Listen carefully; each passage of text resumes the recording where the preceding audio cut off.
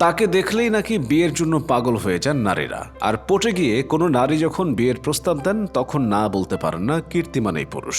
আর এভাবেই 1-2 বার নয়, 8-10 বারও না, 10 বছরে তিনি বিয়ের পিঁড়িতে বসেছেন 21 বার। যাদেরকে তিনি বিয়ে করেছেন সবাই বয়সে তার চেয়ে বড়। কোনো কোনো নারীকে আবার বিয়ে করেছেন বাচ্চা সহ।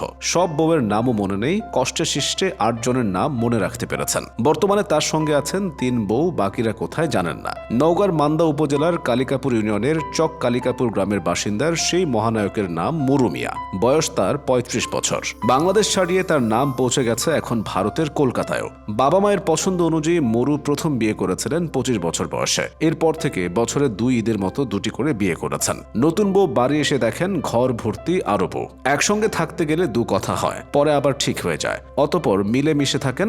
বউরা বলেন প্রতিটি বিয়ের আগেই ভালোবাসার সম্পর্ক তৈরি করেন মুরু মিয়া। মোবাইলের মাধ্যমে প্রেমের সম্পর্ক, পরে চলতি পথেই কোনো মৌলভীকে 500-1000 টাকা দিয়ে বিয়ে পড়িয়ে নিতেন। কিছুদিন সংসার করার পর কোনো কিছু মনোপুত না হলে বাদ। মানে হলো মন চেয়েছে বিয়ে করেছেন, মন চেয়েছে তো ছেড়ে দিয়েছেন। কাবিননামা না থাকায় কোনো আইনি প্রক্রিয়ায়ও যেতে পারেন না স্ত্রীরা।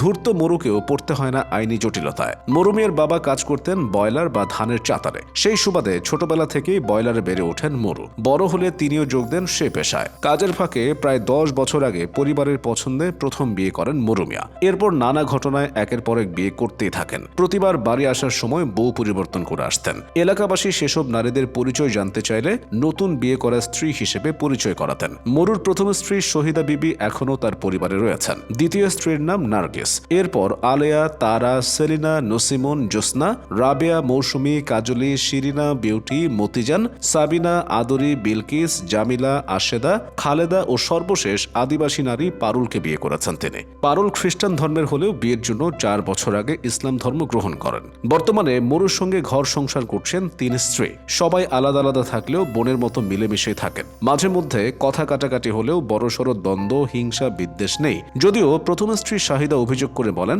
বিয়ের পর থেকেই ভরণ পোষণ দেয়া বন্ধ করে দেয় মুরু মিয়া। অনেক কষ্ট দেয়, সন্তানদেরও দেখাশোনা করেন না। প্রায় 2 বছর আগে সড়ক দুর্ঘটনায় পায়ে আঘাত পান মুরু মিয়া। এরপর থেকে খুঁড়িয়ে খুঁড়িয়ে চলেন, কোনো ভারী কাজ করতে পারেন না। এরপর থেকে শেষ স্ত্রী নিয়ে প্রতিদিন ভ্যান যোগে মান্দা ও রাজশাহীর বিভিন্ন হাট বাজারে সাহায্য চেয়ে জীবিকা নির্বাহ করেন। তবে এলাকার দুষ্টু ছেলেপুলে বলে বেড়ায় এগুলো সব গাল গল্প, এরা নাকি আসলে মরুর স্ত্রী নন। তাহলে কি?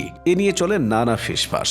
বিয়ে নিয়ে চারদিকে এত কথা ছড়িয়ে যাওয়ায় আর পায়ে ব্যথা পাওয়ায় কান ধরেছেন মরু। বলছেন আর বিয়ে নয়। অবশ্য প্রায় পঙ্গু অবস্থায় এখন নতুন কারো সাথে ভাব তৈরি করবেন সে সুযোগও নেই। আবার এ শরীর নিয়ে স্ত্রীর যত্ন আত্মি ছাড়া চলার উপায়ও নেই। তাই ঘরের বউদের চটাতে চান না, নিজেকে বরং সামলে চলেন মরু। নিজের কোনো জায়গা জমি না থাকায় সরকারিভাবে ঘর করে দেওয়ারও দাবি তুলেছেন তিনি।